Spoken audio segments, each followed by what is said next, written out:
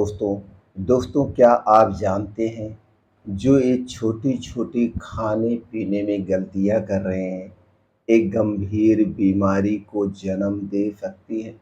एक जानलेवा कैंसर को जन्म दे सकती है। अगर दोस्तों आपको बार बार पेट में दर्द, गैस, कब्ज की शिकायत रहती है तो मित्रों इसे हल्के में मत लीजिए।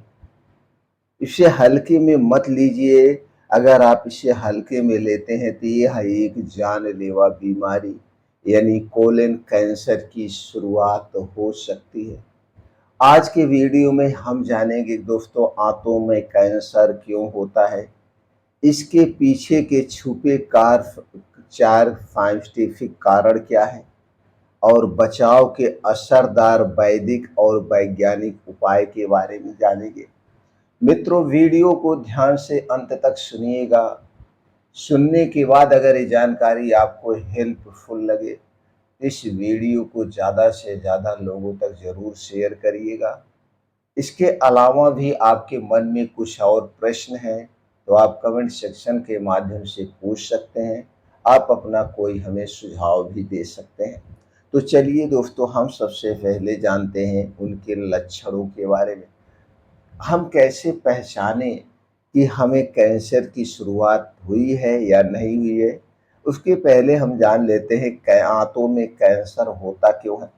दोस्तों आंतों का कैंसर यानी कोलेक्टरल कैंसर जब कभी आंत या छोटी आंत में कोशिकाएं असामान्य रूप से बढ़ने लगती है, यानी कि जो रिक्वायरमेंट है उससे ज़्यादा बढ़ने लगती है, तो दोस्तों तब वो कैंसर का रूप लेने लगती है। यह भारत में तेजी से बढ़ता एक साइलेंट किलर है, खासकर दोस्तों 40 की उम्र के बाद, क्योंकि आज के समय में जो गलत दिनचर्या, गलत खान पान, गलत लाइफ स्टाइल है इसके कारण। लेकिन यह अब जो है पहले 40 साल के बाद ये सारी बीमारियां थी, लेकिन अभी 28-30 साल की उम्र में ही देखा जा रहा है। वजह यही है जो हमने बताया, गलत लाइफ स्टाइल और गलत खान पान। तो दोस्तों ये है आंतों में कैंसर होने का कारण। हम कैसे पहचाने कि यह कारण किन किन और कारणों से हो सकता है। सबसे पहले कम फाइबर और अधिक प्रोसेस्ड फूड का सेवन ये सबसे बड़ा कारण है। दूसरा है red meat, junk food, deep fried चीज़ें, जैसे बहुत ज़्यादा दोस्तों हीट तेल में छानी गई हो वो चीज़ें हो गई। बार बार कब्ज या गैस की समस्या, धूम्रपान और शराब, और कुछ मामलों में जेनेटिक फैक्टर भी माना जाता है। गट माइक्रोबायोम का डिस्टर्ब होना भी होते हैं। ये थे दोस्तों 4 बड़े लक्षण। ये 4 बड़े कारण। इन कारणों को आप हटाना पड़ेगा अगर आपको आंतों के कैंसर से बचना है। चलिए हम अब बात कर लेते हैं लक्षण के बारे में। अगर आपके पेट में लगातार दर्द बना रहे तो सावधानी बरतने की जरूरत है। मल में यानी लैट्रिन में खून आना, ओजन का कम होना, पेट में बार बार गैस का बनना, कब्ज की शिकायत के बने रहना, थकान और एनीमिया का होना, मल त्याग की आदतों में बदलाव आना। अगर ये लक्षण लगातार 3 हफ्ते से ज़्यादा रहे तो तुरंत हमें कुछ जांचें करा लेनी चाहिए और डॉक्टर से तुरंत संपर्क करना चाहिए। चाहे आप आयुर्वेदिक डॉक्टर से संपर्क करिए या एलोपैथिक डॉक्टर से तुरंत संपर्क करना चाहिए और ये कुछ जांचें कराना चाहिए। सबसे पहले की जांच जो होती है दोस्तों LFT, लीवर फंक्शन टेस्ट, और दूसरी जांच जो होती है कोलोनोस्कोपी। कोलोनोस्कोपी से पूर्ण रूप से पता चल जाता है कोलन में कैंसर है या कोई और बीमारी का रूप ले रही है। नहीं तो आप अल्ट्रासाउंड भी करा सकते हैं, लेकिन अल्ट्रासाउंड में क्लियर नहीं आता है।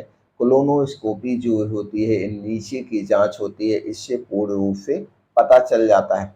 अब दोस्तों हमें बचाव के लिए क्या करना चाहिए। बचाव के लिए सबसे पहला काम आपको करना है, घर से बाहर की बनी हुई जितनी भी चीज़ें हैं, चाहे वो खुली चीज़ हो, चाहे पैकेट बंद चीज़ हो, चाहे जंक फूड हो, फास्ट फूड हो, कोल्ड ड्रिंक हो, सॉफ्ट ड्रिंक हो, ठंडा पेय पदार्थ हो, शराब हो, धूम्रपान है, बीड़ी, तंबाकू, सिगरेट, इन सब का आपको त्याग कर देना है। कुछ भी नहीं छूना है घर से बाहर। चीनी, मैदा, रिफाइन किया गया तेल, ये तीनों चीजें सबसे खतरनाक है। इन तीनों चीजों को त्याग दीजिए, अपने घर पे मत लाइए। इन तीनों चीजों में जो भी चीजें बनाई जाती है उनका सेवन बंद कर दीजिए।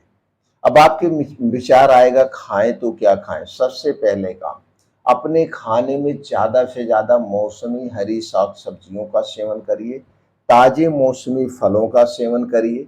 आप बीन्स को रात में भिगो के ले सकते हैं। अभी उसके अलावा अगर पाचन तंत्र कमजोर है तो सबसे पहले अपने पाचन तंत्र को स्ट्रांग बनाइए।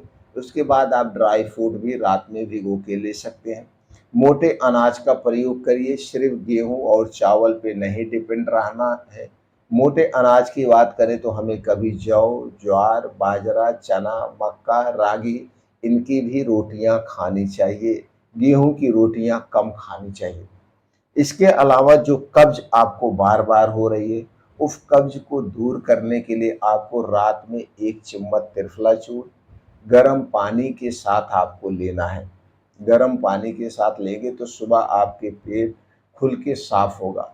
लेकिन एक बात का ध्यान देना है, जो सबसे ज़्यादा आपको पालन करना है वो है रात का खाना। दोस्तों, आपका रात का खाना जो होगा सूर्य डूबने के 1 घंटे पहले होना चाहिए। सूर्य डूबने के बाद खाने के नाम पे आपको कुछ नहीं खाना है। पीने के तौर पे आप पानी पी सकते हैं, खाने के नाम पे कुछ भी नहीं खाना है। पीने के तौर सिर्फ और सिर्फ पानी पीना है, दूध भी नहीं आपको पीना है। इसे आपको ज़रूर फॉलो करना है। इस नियम को अपनाना ही अपनाना है। जब तक आप इस नियम को नहीं अपनाएंगे, बीमारी जड़ से नहीं ठीक होगी। उसके बाद दिन में कम से कम 30 से 35 ग्राम फाइबर वाली चीज़ें खानी चाहिए, जैसे सलाद, फल, दलिया, हरी सब्जी। प्रोबायोटिक युक्त चीज़ें आपको खाने की ज़रूरत है, दही, छाछ, कांजी, सौंफ और जीरे का पानी। इसके अलावा अग्निसार क्रिया और योगा कुछ आपको करना होगा। योगा की बात करें तो दोस्तों, कैसे कपालभाति, अनुलोम विलोम, वज्रासन, खाने के बाद वज्रासन मुद्रा में बैठना है, ये बहुत ही जरूरी है। वज्रासन मुद्रा में बैठने से हमारा अग्निसार मेटाबॉलिज्म तेज होता है। ये सारी चीजें आपको करना है। सुबह चाय आपको नहीं पीना है। तो दोस्तों, इस तरह से आप अपने आप को स्वस्थ और निरोग रख सकते हैं। दोस्तों, आंतों की शुद्धता ही शरीर का जीवन शक्ति का आधार है। चरक संहिता कहती है, अन्न का उचित पाचन ही जीवन का प्रथम स्तंभ है। तो दोस्तों, अभी से शुरू कीजिए सही खान पान। आयुर्वेद और योगा का सहारा लेकर आप अपने आप को, अपने जानने वाले को, अपने परिवार वालों को सेहतमंद रख सकते हैं, रोग मुक्त रख सकते हैं। तो दोस्तों, आप इस नियम को कब से अपना रहे हैं, आप हमें कमेंट सेक्शन में ज़रूर बताइएगा। फिर मिलते हैं अगले वीडियो में।